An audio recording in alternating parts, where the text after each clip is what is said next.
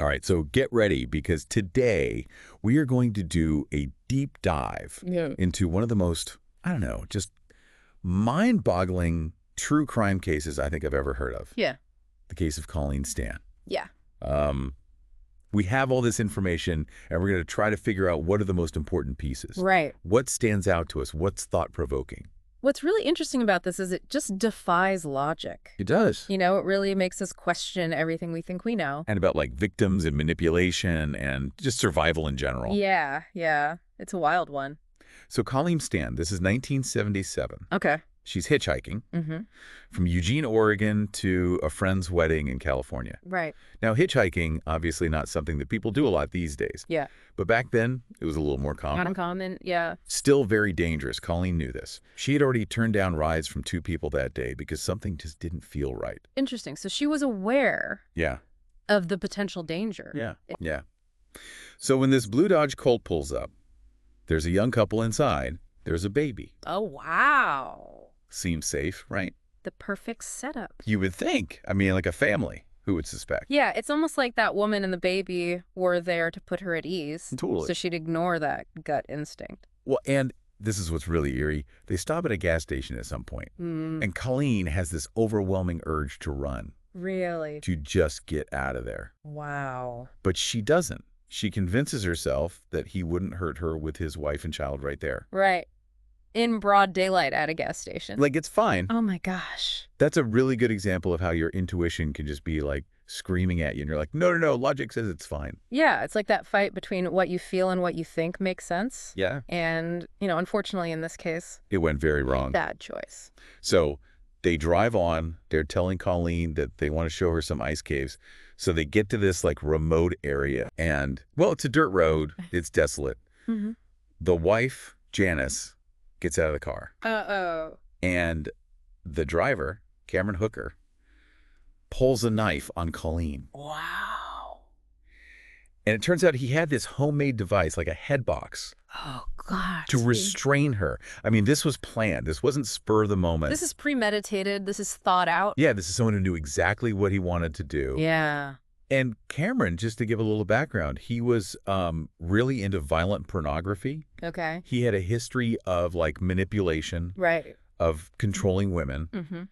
And there was even an instance where he tied Janice up to a tree early on in their relationship. Oh, wow. So this is a pattern of behavior. It's really disturbing. Yeah, that's a big red flag right there. Yeah, so this is not just some random act. Like, this is deeply ingrained in this guy. It really speaks to, like, a need for power and control, right? Right. And so they drive for, I can't even imagine how long it felt like for Colleen. Hours. In this box, they get to his house in Red Bluff, California. Takes her down to the cellar, ties her wrists above her head, strips her naked.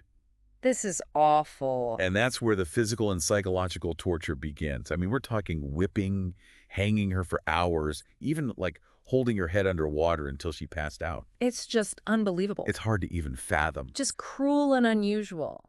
And there are accounts that he would even force Janice to watch and participate. Oh, my God. So Janice is entangled in this, too. Right. And we're going to get more into that later. It's very complicated. Right. But, you know, for Colleen, imagine just day after day, night after night, terror, uncertainty. You never know when the next attack is coming. Right. You're living in constant fear. You're totally isolated. You're malnourished. He was only feeding her once a day. And denying her basic hygiene. Yeah. She lost a ton of weight. She even stopped menstruating. I mean, she was just wasting away. Her entire world was that cellar and whatever he wanted to do to her.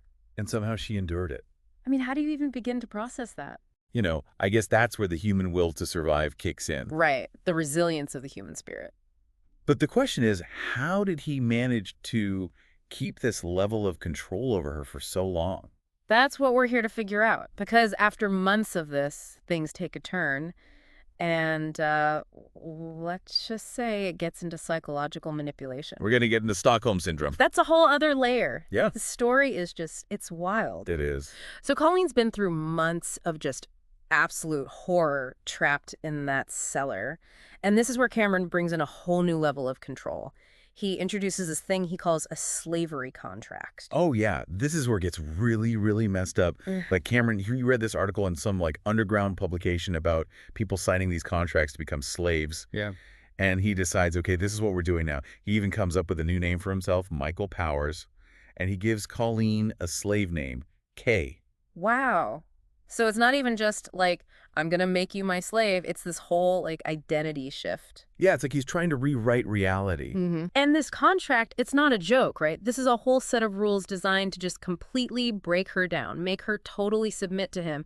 She has to call him master. She has to be available for sex whenever he wants. It's all spelled out. It's dehumanizing. Totally. And to make it even more twisted, to make her really believe it, he invents this whole story about a secret organization called the Company. Right, the company. He's like, they're the ones who oversee these contracts, and they're brutal. If you disobey, they'll kill you. They'll kill your family. It's a constant threat. So she's not just trapped in the house. She's trapped in this web of lies and fear. Exactly. And think about it, this company, it wasn't just a random lie. It was a way to instill this deep primal fear in her, to make escape seem utterly impossible. Like no matter what, they're watching. Yeah, it's a psychological prison. And the crazy thing is, it works. Colleen, she's already traumatized. She's completely isolated, and she believes him. She signs the contract as Kay Powers. She basically gives up her own identity. It's a classic example of how abusers manipulate their victims. They take advantage of vulnerability, they distort reality, and they cultivate this atmosphere of fear so they can maintain control. It's sick. It is. And we have to remember that Colleen's compliance, it doesn't mean she's weak or that she's consenting to any of this. This is survival. Yeah. In the face of that kind of terror, she's doing what she has to do to stay alive. Right. And then, after a while, Cameron starts giving Colleen a little more freedom. I'm using that word loosely, obviously. Like, she can do chores around the house, stuff like that. He even builds her this small box.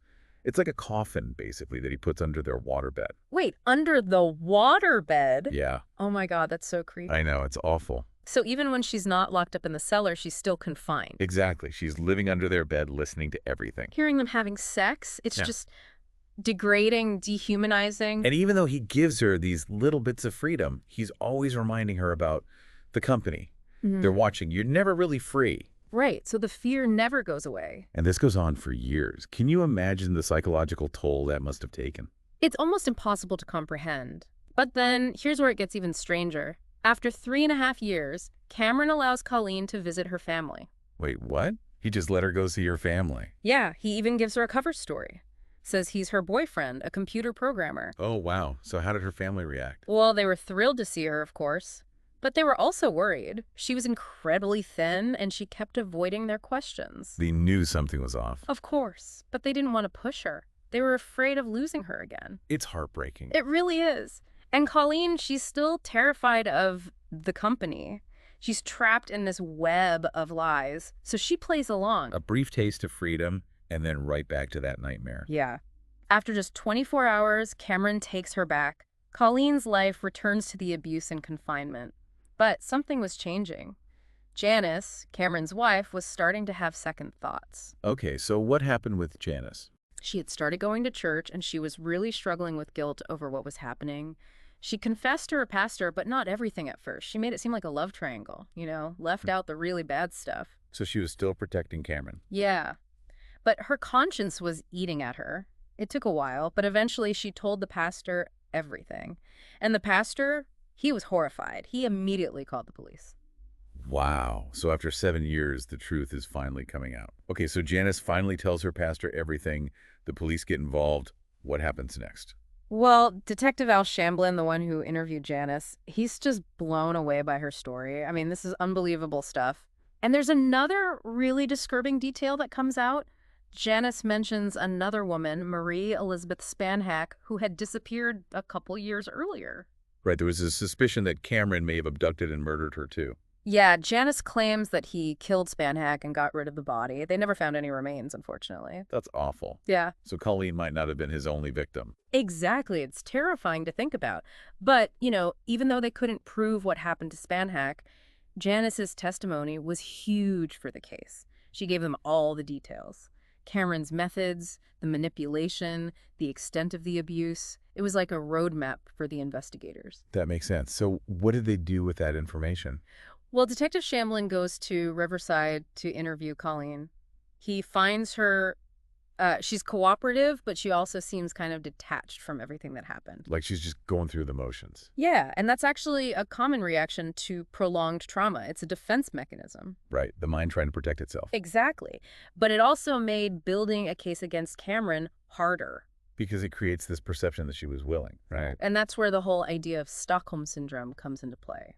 Because Colleen wasn't actively trying to escape, she even stayed in contact with the Hookers after she left. Right. So on the surface, it doesn't look like the typical kidnapping captivity scenario. Yeah, it's easy to judge, to think, why didn't she run? Why didn't she scream for help? But we have to remember the psychological hold he had over her, that constant fear, the manipulation. It's impossible to really get it unless you've been through something like that. And thankfully, the prosecution understood that. They recognized that Colleen was a victim. They saw through Cameron's manipulations, and they were determined to hold him accountable. So how did they build their case with all of these complexities? Well, they really dug deep. They found physical evidence, whips, restraints, the head box, and even that slavery contract that Janice thought she had destroyed. Wow, that's huge. Oh, yeah. They also brought in Dr. Chris Hatcher. He's an expert on trauma and coercive persuasion. Smart move. His testimony was key. He helped the jury understand Colleen's behavior, why she might seem to go along with the abuse. So it helped them see the bigger picture. Exactly. So the trial starts in September 1985, and it basically becomes this battle between two different stories. The prosecution saying Cameron is this manipulative monster, the defense trying to say that this was all some kind of consensual BDSM thing. Oh, wow. So they're trying to flip the script completely. Yeah, and to make things even more messy, the defense reveals that Colleen had actually called the Hookers a bunch of times after she left, and even wrote letters saying she loved Cameron. Oh my gosh, that must have been a bombshell. It was. But the prosecution argued that those letters were written out of fear. Yeah, the company, right? Exactly. Colleen was terrified of them, terrified for her family. Those letters could have been a way to protect herself. So even after she was physically free, she was still trapped in that psychological prison. Right. It's a reminder of how powerful and long-lasting the effects of trauma can be. So what was the verdict? Well, after days of deliberation, the jury came back with the guilty verdict. Cameron was convicted on 10 felony counts, including kidnapping, rape, and a bunch of other sexual offenses. Wow. Justice was finally served. It was.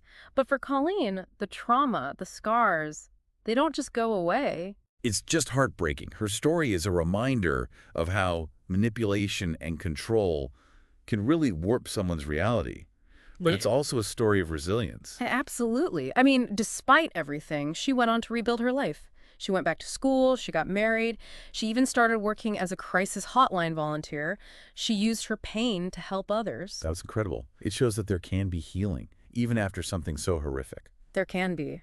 So I think if there's one thing our listeners should take away from this story, it's the importance of empathy and understanding. Yes, and the recognition that sometimes just surviving is the bravest thing you can do. Exactly. This has been a really heavy deep dive. Yeah. Also really fascinating.